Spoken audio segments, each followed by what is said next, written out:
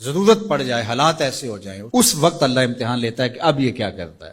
میرے پاس مال و دولت کی فراوانی ہے، خزانے بھرے ہوئے، اور میرے پورے محلے کا بل ان کی استطاعت سے زیادہ آ گیا، وہ بیچارے بل دیں یا بچوں کا دودھ خریدیں۔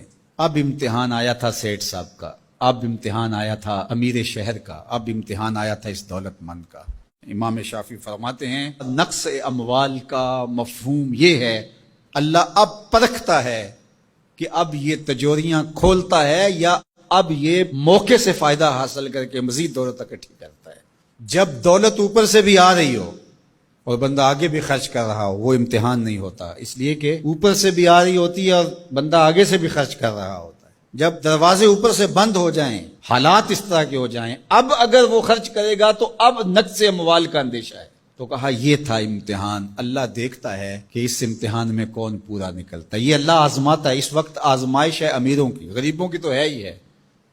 غریب تو بیچارے مر گئے ہیں، ان کے پاس ہی کچھ نہیں رہا، ان کی تو زندگی زہرناک ہو گئی ہے، وہ تو جس حالت میں ہیں الیاذ باللہ۔ لیکن اس سے بڑا امتحان امراء کا ہے، اہل ثروت کا ہے۔ یہ ہے ابتلا جو امام شافعی فرماتے ہیں۔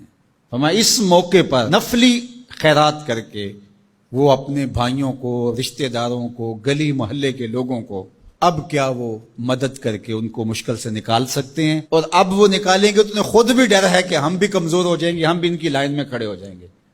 اللہ فرماتا ہے یہی تو ہم نے تم سے امتحان لینا تھا، اور اگر تم امتحان دے دیتے، کامیاب ہو جاتے، تمہیں اس لائن میں نہ آنے دیتے، ان کو بھی اٹھا کے اللہ اوپر کر دیتا۔